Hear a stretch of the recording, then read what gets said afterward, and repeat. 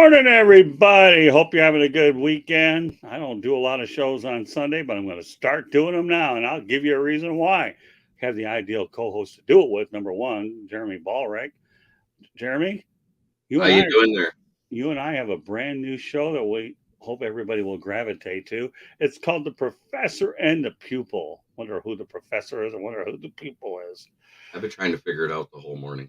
Oh yeah, well, I had no trouble figuring it out because I went out there and put it all together, and I'm just so happy to go out there and do that. I like Mark Malak, Super Bowl or bust. All right, That's well, my Lions guy. there You you know go. that. There's your Lions, Mark. Thanks for being on here, my friend. I got news for you. If there's ever a time when that topic is more appropriate, it is now. But I can promise you, my friend Mark, our show will be Super Bowl, and it will not be a bust if I have anything to say about it. All right. Amen. Well, with that said, let's get serious for a moment here. Although I don't know how many opportunities I will, anyways. But let's go with the flow regardless. So, I do want to point out that you can find our show here on the South Florida Tribune YouTube channel, and as the show picks up more and more audio providers, we'll go ahead and indicate that as well. Also, check out our website www.southfloridatribune.com, and also you can find me on Twitter at Tribune South. Jeremy, why don't you give everybody your Twitter information? At Smoking Jeremy B. You can also find me on LinkedIn, Facebook at the Motor City Kneecap Biters, or underneath my name if you want to be friends and talk more sports in my off time. Look that name up on Facebook. And I want to let everybody know that the Professor and the Pupil is being broadcast around the world, especially via YouTube. So our show will get a lot of traction immediately. But this is a show that talks about the various trending topics in and out of the sports world. It will include a lot of non-major sports such as bowling, billiards, auto racing, tennis, golf, pickleball, cornhole, fishing, etc. The guests are actually going to come from the non-major sports. We can, in my opinion, consider soccer from an American standpoint doesn't stack up like the four major, although we know that soccer is an incredible worldwide sport. And we're going to even talk a little bit of soccer later on as we go along. And I should point out that we're hardcore hunters, aiming to be different. And this hat that I'm wearing, I ended up going out there and wearing it when my Aunt Judy died of COVID-19. And I always dedicate every show, Aunt Judy, I love you very much. It's very appropriate that I get to have this hat on, introducing a new show. I know that hopefully you'll be proud of it up in heaven. But this is just something that we really feel is necessary. Everybody can talk about the major sports, Jeremy, okay? But let's talk about the underdogs, okay, that don't get the publicity out there. And that's what we're aiming for down the line. Two or three topics, and let the other ones talk about. It's a market that I think is untapped, and I truly believe in my mind that it's worth dealing with. Some thoughts. Oh, absolutely. I mean, bowling, billiards, fishing. I mean, I'm not going to throw golf in there because it is a major sport. It's Right. just not as watched. Why? I have my own opinion on that, but that's not for the air. Right. But Oh, that being said, it is what it is. And plus, now you got the Live joining up with the PGA and everything else, and it has a lot of people up in arms because they try to go to the political side of it, and it's not political; it's sports, it's money. right. Well, we all know that now that you brought up something interesting, we'll touch on it for just a moment. The idea behind the Live and PGA merger was you just want to unify the sport, and there's no way the PGA could go out there and keep up financially with them, especially with legal things. One of these days we'll approach this as a topic later, certainly not on today's agenda. All right, so now that we've told you what this show is going to be about, and again, we will emphasize non-major sports and bring on guests that will certainly be more than happy to come on to promote their sport. Let's get on to today's topics. Okay, we'll talk about the Indy 500, Daytona 500, the Kentucky Derby, one event in these sports everyone pays attention to in their respective sports. Let's not kid ourselves; they're the biggest events on their respective calendars. So, all right, Jeremy, what do you think about that? You can call them what you want. You can call them the granddaddy of their sports, but what they really are is the viewing equivalent of the Super Bowl for those Right. sports. It is the most watched thing on watched, listened to, searched, wanted to attend. It's a bucket list for most people, any one of those three things. So that being said, It is what it is. It's their Super Bowl. Yeah, I talked to a lot of NASCAR people, wondered why they had at the beginning. They said, you know what, coming off the other Super Bowl, it gives our sport the best momentum early on in the year. And when I talked to so many people about it, I had to admit, for a while I wondered, but I wasn't wondering. I understood their marketing intentions about, if you've ever been to Daytona International Speedway, it's a place you have to go. I've been fortunate to cover, well, I went there once as a fan for a Daytona 500 with my ex-wife Susan, and then this year I took Candy Ebling, my wife. We went there, but we covered the Rolex 24, which I'll get into in a little while. So and I've actually been fortunate enough to go to an Indianapolis 500 a couple of times as a fan, and have yet to make it to Kentucky Derby. Maybe one day, perhaps I will. But the main thing is I understand why each and every one of them, whether, like I mentioned, the Indy 500, the Kentucky Derby, Daytona, they're incredible events to go to. And you're right, Jeremy, bucket list all the way. And they're incredibly at places which are extremely historical. All right, well, let's talk about the big news of the week. Lionel Messi signing with Inter Miami. Well, let me just tell you this, okay? This will not be a situation where Lionel Messi becomes a miracle worker, but it will be a moneymaker. Bear in mind, as we talked about earlier in the week on the Sports Exchange, prior to Messi's arrival, they're charging $29 a ticket. And when they ended up bringing in Messi, it'll be $477 a ticket. You That's got to a pay them somehow. steep price, okay? But here's where I really want to touch base on the Inter Miami thing. Go after last night's loss, the team is in the Eastern Conference. They're 15th and they're 5-12, and they have an interim coach. So I know it's going to create a lot of buzz. South Florida is an area where you can stir up a lot of buzz. But do I think he gets to the playoffs by the time July 21 gets? I would highly doubt it unless they get on an incredible winning streak, which to me would be the equivalent to an Oakland A's winning streak, which we all know if you're following MLB. Okay, the A's have had a tough season. Of course, they're in transition because they're obviously looking to move to Vegas. But let's talk about the effects of Jeremy, the Lionel Messi effect here in South Florida. What it will do is if someone can get him the ball, he'll be able to score goals. But evidently, they don't pass very well. They don't defend very well because you can't be 5-12 and good at your sport. Right. So, and with an interim coach that probably has trouble finding his butt with both hands on the map, Right. It's going to be a rough road to hoe. Will it equal more wins? It'll probably equal to 2 to 3 more wins a month just because he's able to score goals. But you're getting the 35-year-old Lionel Messi. I don't think that 35, the But way these guys are conditioned, is a big deal. But you're talking about a guy who definitely is capitalizing on his opportunity to have success financially with Apple, as well as the MLS push for this as well. yeah, So I've never seen him play except in the World Cup. He's a great player, and this guy can write his own ticket. But he's coming to South Florida. He's pairing up with David Beckham as well. So, I think that maybe, and I understand they have a coach that they're talking about anyways, bringing in that's familiar with Messi. We're on the media distribution list for Inter Miami. So once that information is out there, we'll certainly continue to follow up on this story. But I mean, hey, I'm happy for Inter Miami that they got a world class player. This is a team that plays at Dry Pink Stadium, which is 19,100. It's one of the best facilities I have ever seen with a 19,000 seat venue. I know that it was initially intended for their training team, or what we call the AAA team, and I know they're destined to move down to Miami, where a lot of them will be. But they have some of the unbelievable crowds. I went to a bunch of games last year, and let me tell you, the way those soccer fans in South Florida are passionate to me, it just blows me away. I know at times I've seen them outdraw the Florida Panthers, who we'll get to in a moment, and the Marlins obviously have their base down in Miami, downtown Miami, near the airport. But I'm gonna tell you one thing: these Inter Miami fans are really good, and they're getting a player to watch.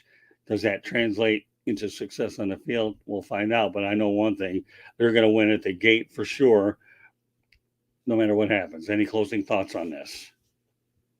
It will equal something next year when they have a valid head coach. But Right. this year, it's just going to be a ticket direct draw and a money grab, not only for Messi, but for MLS and the team. I don't know if they do the ticket sharing like they do in other sports, but if they do, the whole league gets a win because Messi is a big time athlete.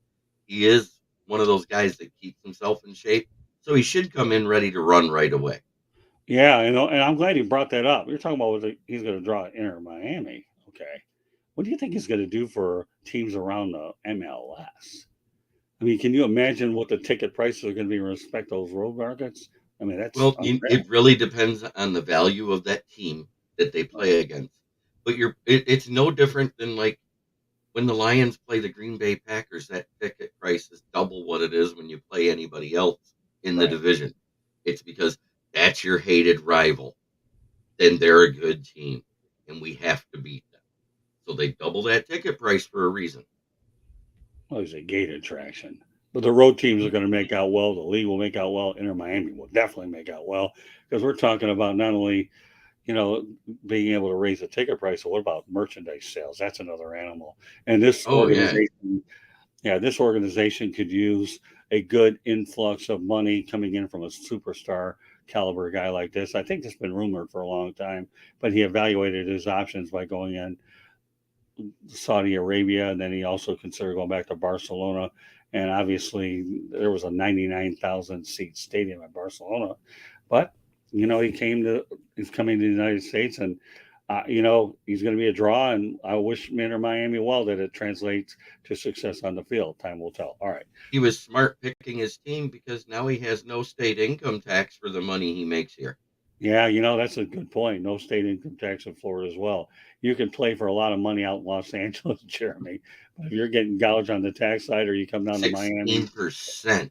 yeah. Well, you think about it. The places California that is 16%. Michigan's 11. There are places that are in between, but California and Hawaii are the highest income tax states. really no kidding. Well, think about it. If you're going to Texas, Nashville, well, Nevada, and Florida, you're going to make out much better than most people would realize. All right. Next topic in NBA and NHL finals. Both South Florida teams are both number 8 seeds. The Miami Heat and Florida Panthers are down 3-1 in their respective series to the Denver Nuggets and the Vegas Golden Knights, respectively. Now, here's the thing that I don't like about what we're seeing here. We talked about ticket gouging. Okay, the Florida Panthers slash Florida Live Arena are gouging fans for parking at $100. I think that's absolutely absurd. I think that this move will bite them next year. I really do believe you're going to you go out there and bite the hand that feeds you, and then you're going to charge them $100 just to park. I don't like it. I think it's going to bite them later. What do you think? Well, I've said this about football, I've said it about baseball, and now I can say it about hockey and basketball. The playoffs are not for the average fan. The average fan cannot afford the ticket prices, the parking, the food increase, because there is an increase on food. Beers at normal game are somewhere between $8 and $10. Playoff time, they're 15 to 20. They double. Right. Your hot dog, $6 during a regular game, $12 playoffs. It's the ticket pricing. Nosebleeds are $150 throughout the season, no Right. matter what. Sometimes they're less, sometimes they're more, but that's the median. Playoff time, a Super Bowl ticket for the NFL was $3,000 for third level, the nosebleeds. Right. $3,000? That's not the average fan. The average fan can't afford to take his family to that. Right. You're talking about a year's salary for the average fan. Right. And I find it ridiculous. And yes, they will lose that playoff attendance going forward. Yeah. It'll be only the stars that come out to shine. It'll be just like LA. Well, I'm predicting that both these series figure to come to an end this week. Anyways, I think the I Vegas say Golden. tonight. No, not tonight because they don't play. Neither one of them? No, I don't think so. I think they're Monday and Tuesday, but you can Are they? correct me on that. Doesn't matter. No, No, and part of that's attributed to the way the travel is. It used to be 2-3-2. I believe it's 2-2-1-1-1 with the extra travel day. But I expect both series to come to an end by next week. I think Vegas comes out firing. I think they're looking to close out the Panthers, and I believe that they will. And same holds true with the Miami Heat getting closed up with the Nuggets. But the thing with the Nuggets is Nikola Jokic, who's been actually plays on the West Coast.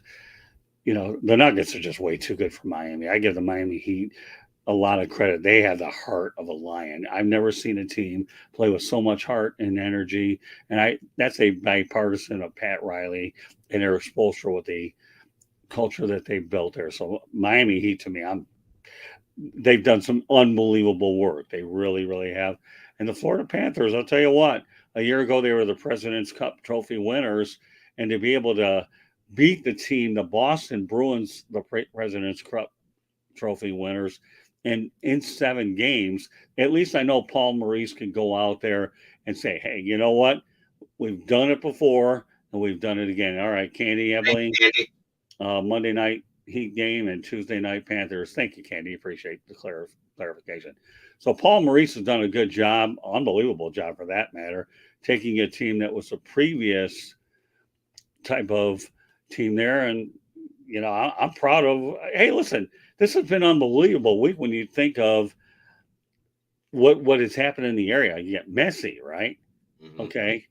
You have Messi signing, the Heat and the Panthers are very much alive. And you know what? Let's take it another level here. Okay. And that's this, Jeremy. How about the Miami Hurricanes and the Florida Atlantic Owls? Oh, yeah. Will run to the Final Four. And not only that, throw in the Florida Marlins and how good they're playing right now. Yeah, and you know what? And I cover the Marlins. I go down there. Jeremy, go to the chat room. The Marlins, to me, are really, I'm impressed with what Kim Ng has done with Skip Schumacher. Okay. It really has. And I am so proud. Hey, listen, this is a team I take a really fondness toward. I love baseball. The communications department is treating me absolutely phenomenal. And, I can tell you right now, it's hard. If the Marlins can put together a consistent winner, don't forget that the Orange Bowl once upon a time attracted 70,000 fans. This stadium is half that size. All the Marlins have to do is win sustainably. We're not asking to win a World Series. Get in the playoffs year in and year out, and you might be able to go out there and recreate that fan base. You don't want anybody to associate you with, to me, a situation where you're a dumpster fire. And if the Marlins can shake that stigma, then don't put nothing past them. I'm looking forward to, as the year goes on, Jeremy, to see how much better they're getting. But the Marlins, to me, have already exceeded my expectations early on as we speak on June 11th. And I'm really anxious to see, as over the next several weeks and months, how much better this team gets with a good quality manager who came in, picked out with a great baseball mind that can relate to today's players. And the Marlins draft awfully well. The Marlins are looking to go out there and do what the Tampa Bay Rays are able to do and develop. But the main thing is, will they be able to keep the players? I hope so. The Miami Marlins, to me, are a diamond in the rough. They really are.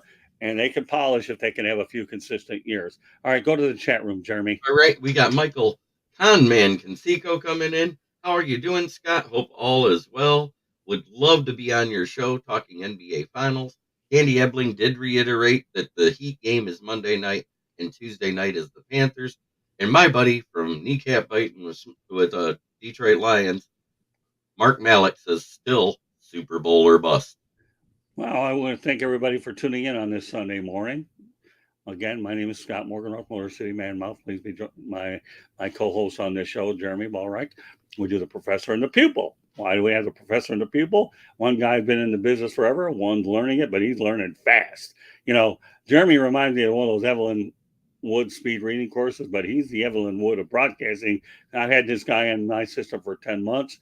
I really wasn't sure if I'd ever bring on another co-host or not, but there's something about Jeremy Ballreich that I can tell with his dedication to what we're doing here, that he was the right guy for me to bring on as a co-host.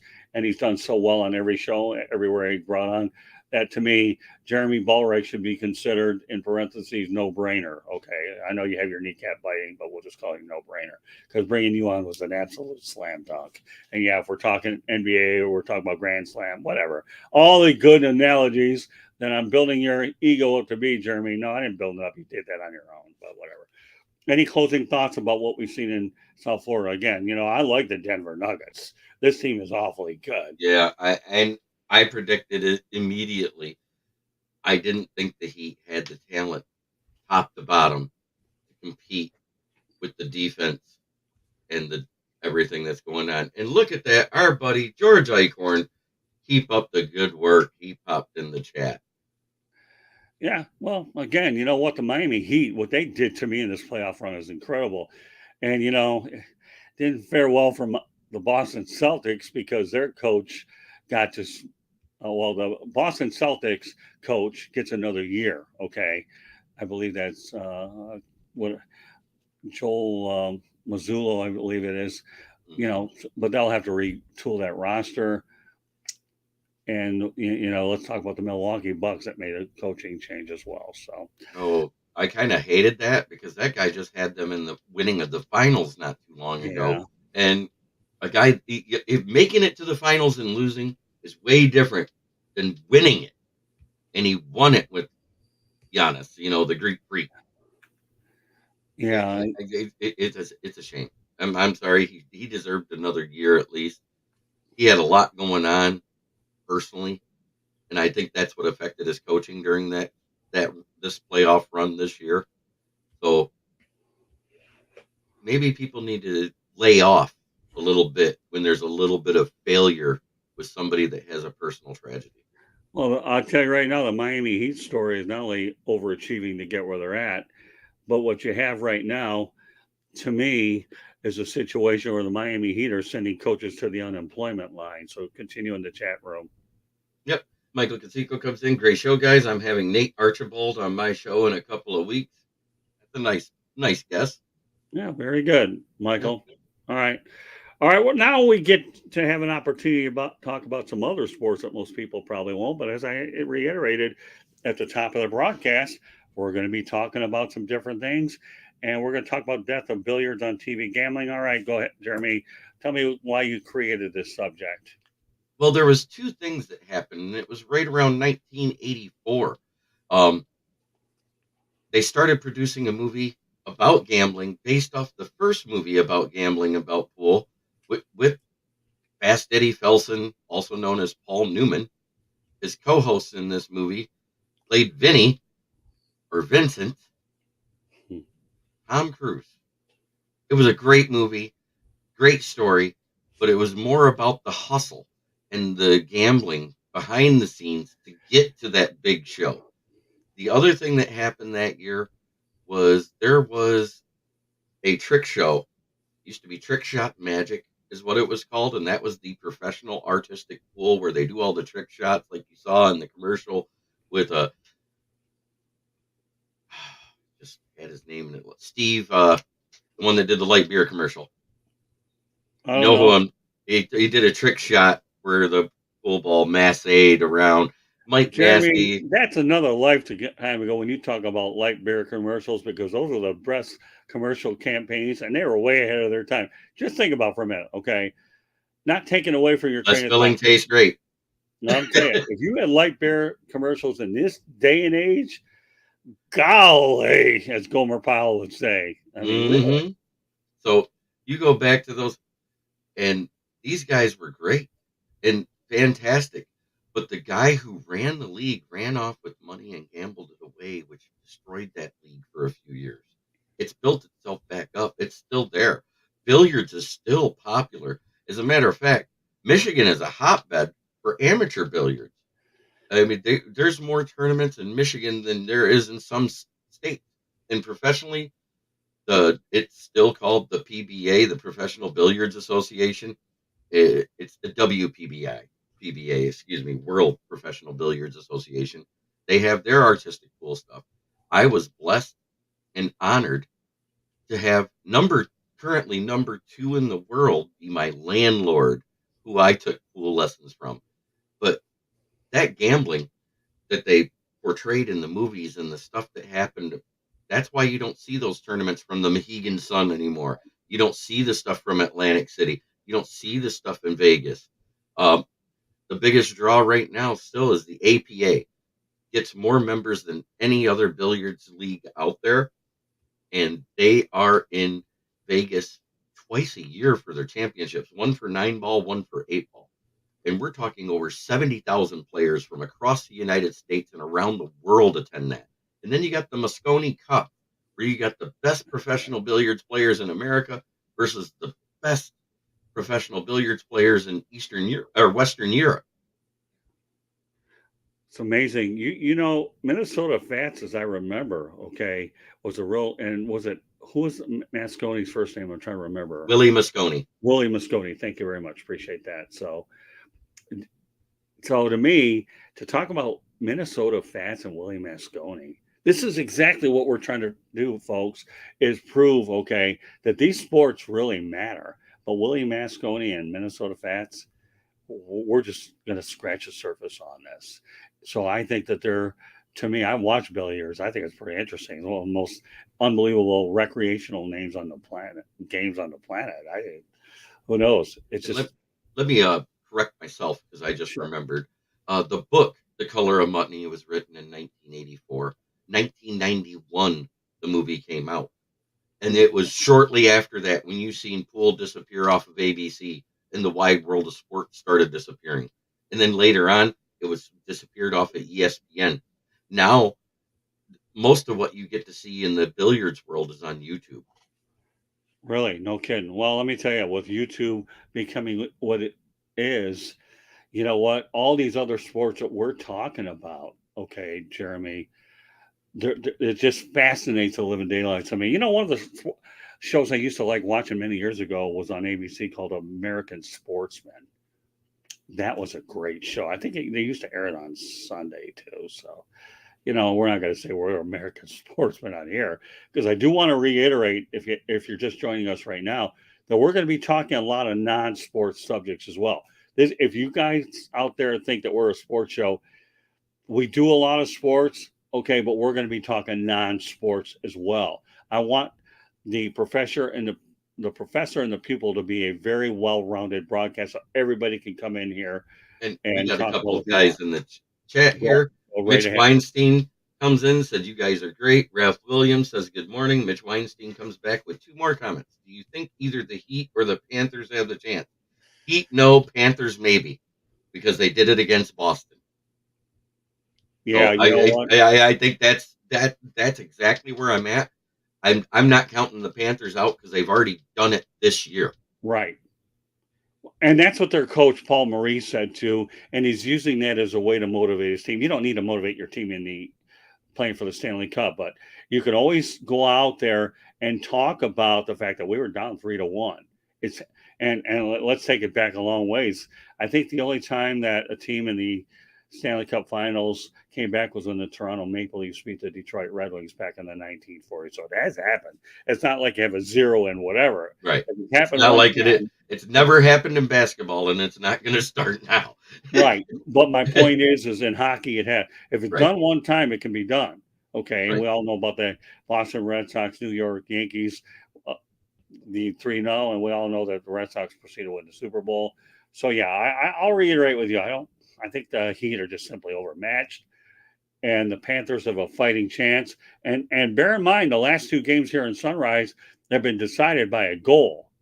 Right. It's not been the blowout. The first 2. Yep. The first game, Vegas just outmatched them in every way. They outshot them. They outscored them. They had more scoring chances, and they dominated time of possession on the ice. Yeah, well, bear in mind, again, the Panthers got outclassed in Las Vegas 2 times, but an overtime winner made it, I believe, 2-1. And then last night, although I have to tell you, the Panthers were the beneficiary of a little bit of luck when you had that one goal that went off of 2 Vegas skates and behind their goaltender. But it doesn't matter. I've seen some crazy stuff in hockey, like that first guy that flipped the puck up from behind the net. And how that wasn't high sticking, I don't know. but to be able to wrap it around and just tuck it behind the goalie without him even seeing you is an amazing trick. Yeah, maybe it is, but I'll tell you what, the Panthers were given a little bit of luck when, you're talking about a team that was down 3-0. Vegas came out like gangbusters, but the Florida Panthers didn't quit. They just kept staying with it. And I'll tell you what, it got so dramatic toward the end, it was decided within a couple seconds. So yeah, the Cats are fighting. They're fighting hard. I've always believed that they've really overachieved as it has the Heat. So it's pretty hard to go against you on this sense that let's not kid yourself. The Denver Nuggets are a heck of a team, and most of us are seeing them on the East Coast and realize how good Jamal Crawford Jamal and Murphy. yeah, was it? Murphy. Oh, Murphy. All right, Murray or Jamal Murray Murray. or Murphy. I know it's something Yeah, like it's that. okay. Hey, Jamal. Okay, sorry, folks, Yep. about my NBA knowledge. I do know it well enough. I did in the Bad Boys era, but there's no kidding about Nikola Jokic, as they call it, Joker. And, Those guys are an incredible 1-2 punch. and I think they have a little bit too much over Miami Heat, but Panthers, you never know. All right. Murray. Mitch Okay. Weinstein, thank you very much for clarifying. It was Jamal Murray. But Mitch Weinstein, he says, my grandfather, R.T. Winters, was a pro billiards player that played both Willie Mosconi and Minnesota Fat. And then he also said LOL at what I said about the playoff teams. And he did correct Murray. And my guy, Ken Ballrick, my dad, I call him Smoking Dad on my show, comes in and says, hey, guys. There we go. Sundays, we might be onto something, Jeremy, with these Sunday shows. I'm telling you, I kind of like them. Really, it gets we start their day on a positive note. Go out there, have a good time wherever you're at, whether you're out at the beach, whether you're out at the park, or whatever. We want to make sure we start you off on the right morning here on the Professor and the Pupil. So now, all right, last major topic of the day, and this appeared in the South Florida Tribune on May 31st at IMSA. International Motor Sports Association is reaching 580 million homes globally. And I was amazed at the worldwide coverage at the Daytona International Speedway. And I've also covered the Sebring, the 12 hours of Sebring. So you have the Rolex 24 and the 12 hours of Sebring. And I'm going to tell you, Jeremy, and everybody out there, that I will be actually going out there and doing more IMSA events going forward. Now, the fascinating part, though, about IMSA is that there's a lot of money with the various manufacturers and the different styles of cars that they have. Lots of endurance racing, which I intend to cover more. But IMSA, in a sense, reminds me of Live a little bit because there's so much money and it's a team-oriented type of thing. We all talk about Live golfing, teams, and captains. Let's say when you got 2, 3, 4 drivers, a vehicle going for so many hours, and I really enjoyed my time with the Sebring, but the Rolex 24, if that didn't enlighten me, then I don't know what does. IMSA to me is the biggest kept secret. And here's something that was interesting too. When I was over at the Daytona International Speedway, the parking was really, really, really tough because my Candy and I had to park across the track, because there's so much worldwide coverage. In fact, I'll even talk about an example. Then when I was doing a couple shows with Mark Mancini, there were some internet issues and connectivity issues. Well, what do you want when you have so many people at a worldwide event? We're not talking domestic, folks. We're talking worldwide. And it's safe to say I never did any more shows with Mancini at that particular track because it was just too difficult to make anything happen. But my top focus at that particular point was, you know what, this is an unbelievable event, something I wanted to do, and I'm hooked on major endurance racing. So I guess the crux of the whole thing here, Jeremy, is there is so much money in the IMSA. I'm fascinated by the conditioning, the drivers, and different style cars. One day I'd like to take you down to one of these events so you can appreciate everything that is. But folks, if you follow IMSA, go out there and do it. It's the best kept secret in auto racing. Any thoughts, Jeremy? Well, IMSA, these cars are designed for those races. They're not just a stock car that's made over or anything else like you have in NASCAR and some of the other lesser sports like it used to be called Busch National Series. I don't know what they're called now, Craftsman Truck Series and all that. Those are just stock cars with a souped up engine, and 90% of their races is go fast and turn left. IMSA is is like a minor version of Formula One. Yeah, actually it is. So Gosh, a little shorter wheelbase, not as big of wings allowed because there's more restrictions on how much speed and how much power they can have in those cars. But it's amazing. Most of them are 4 and 6 cylinder engines in these cars, and they're faster than any V8 they could ever put in a NASCAR car well, that's nothing to laugh about. You're right. Here's the because thing. it's a bullet. Listen, Jeremy, when you're dealing with Ferrari as Mitch Weinstein, in fact, I'm going to put that one on the screen. I really like that. Should probably put a lot of them up there. But Ferrari wins the Le Mans. Okay, yeah, I wouldn't put nothing past that at all by any means. And he So also asked us a question real quick. what's that? Jamal Murray or the Joker for MVP, and he says co-MVP, and I completely agree because there was a game where Murray disappeared and Yeah, Jokic took over to win, and then in that game that Miami did win, Jokic was the only one that was scoring on that team. right. Yeah, I think he had over 40 points. I'm going to go through the chat room so that people that are watching on YouTube can see some of the great questions that we're getting hit with right now. And this one here I really like by Mitch Weinstein. Said my grandfather Artie Winters was a pro billiards player that played both Willie and Minnesota. That's pretty neat. All right, let's continue on. All right, But let's see what else we got. you're talking about Ferrari, Lamborghini, McLaren, Honda. What's the other one that has a car? Well, Honda owns Acura also, so that's still the same. I think Toyota has a team. Um, Well, the bottom line is Mercedes this. Benz. Here's the thing. It's expensive When to you got design these cars. Ferrari, listen, Jeremy, when you got Ferrari, you got Lamborghini, right? Rolls Royce and Mercedes Benz, let alone another 15 manufacturers. How do you spell money? That way. How do you Eh, smell money? You didn't even spell it; it's smell it. yeah, exactly. That's my point. That's what And, you call the great minds think alike and, portion of the broadcast. and then also, don't forget that gas. Regular fuel that we buy, we're complaining at 3.79 a gallon to 3.29 a gallon for the national average right now. You're talking about this stuff is raised up where it's $6.50 to $10 a gallon because it's a 118. It's one step down from jet fuel. All right. Well, I mean, so let me ask you a question, Jeremy. We're talking about IMSA, okay? And I know you're learning about these things and over the course as the show develops. Doesn't IMSA fascinate you probably as much, if not more so, than some of the other four major sports that we're doing? IMSA, NHRA, those ones are ones I really like. And the IHRA, which is still drag racing. I love drag racing. I used to go to the Mid Michigan Motorplex here to watch it every year, but that place is starting to fall apart because the money isn't there for the spectators. People don't buy the tickets anymore like they used to, and it's a shame. Well, here, I'll tell you what, our man Mitch is on a roll. We're going to let him roll. Audi, yeah, they're pretty good.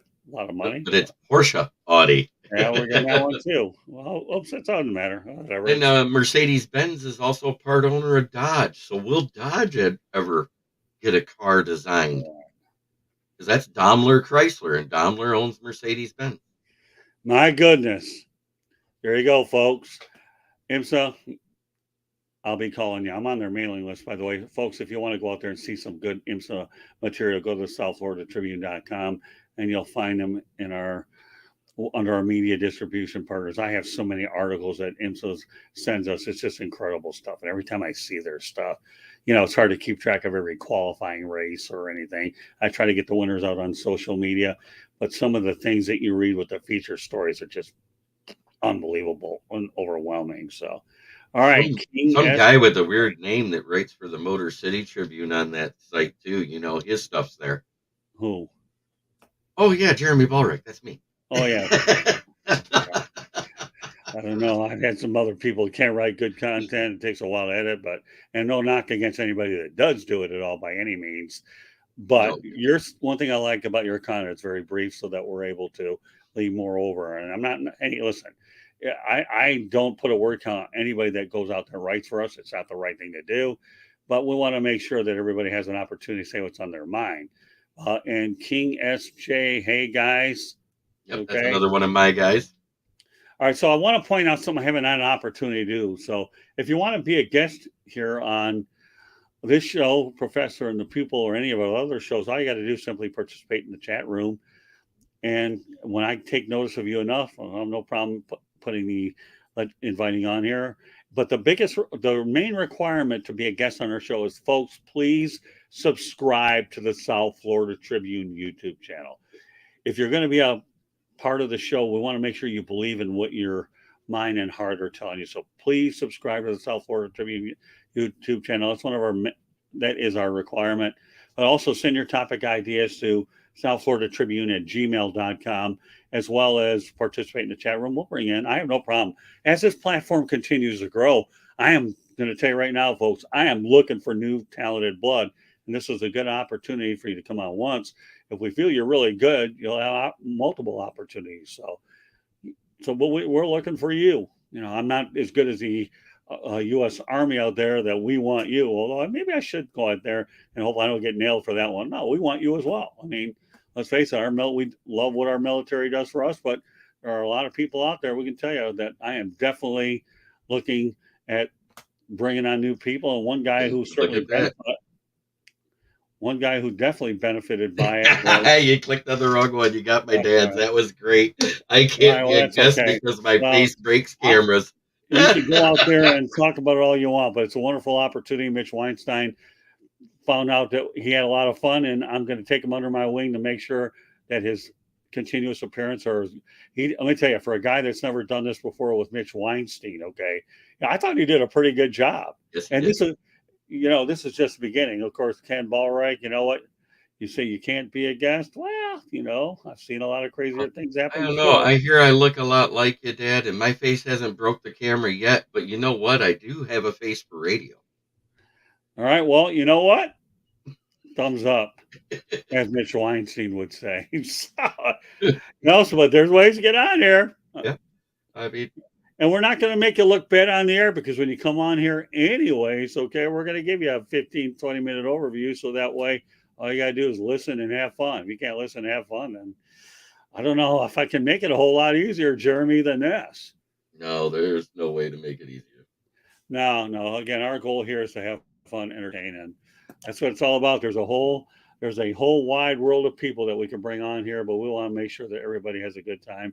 But we want them to believe in what we're doing as well, and that's what it's all about. And I'm going to create new shows as supply and demand develops it. We're also pleased to have Sideline Sports as a partner with us as well. They provide us with some great talent, and we certainly like to appear on their shows as well. So, Jeremy, we covered a lot of things tonight or this afternoon. Sometimes it feels like tonight because we're doing them at night, but I have to program my mind to do it in the morning. But I got to tell you, this morning thing is actually pretty good. I like it. Yeah, and Sunday morning, 9 a.m., 10 a.m. in that area, there's not a lot out there for sports fans, and there's nobody talking about IMSA. There's nobody talking about soccer at 9 a.m. except maybe somebody in the UK, because they're at 3 o'clock in the morning and they just got through with watching a nil game running 2 hours in a 90-minute game. Then you got guys like us. We're going to talk about it. We're going to bring up billiards. We're going to bring up that stuff. Hey, I got guys that are amateur with a good enough average. They could probably be professional bowlers. And Mitch Weinstein says, hey, I will always talk soccer. Well, but let me tell you, I can say one thing about soccer, and I will say this. Many years ago, I covered the North American Soccer League when the Fort Lauderdale Strikers, and let me tell you, they had some pretty good teams back in the 80s. I got my first taste of covering professional sports by covering soccer. The North American Soccer League Fort Lauderdale Strikers were great. That was a good experience. I had one of my best friends who to this day is like a brother, and by the name of Chip Namias. And he gave me an opportunity. And, then when he went to the Dolphins back then, I followed him over there. And Chip and I have been good friends for a long year. So JB Ellis is doing a good thing out with Sideline Sports, because he's trying to get his feel for covering sports by going out there and working with the Chicago Fire, I believe, of MLS over at Soldier Field. So let me tell you, the storylines are good. I'm sure the access is all right, but I think the sport's great, and that's really what it comes down to. And the way I look at it is, I think they're the most unbelievably conditioned athletes I have ever seen.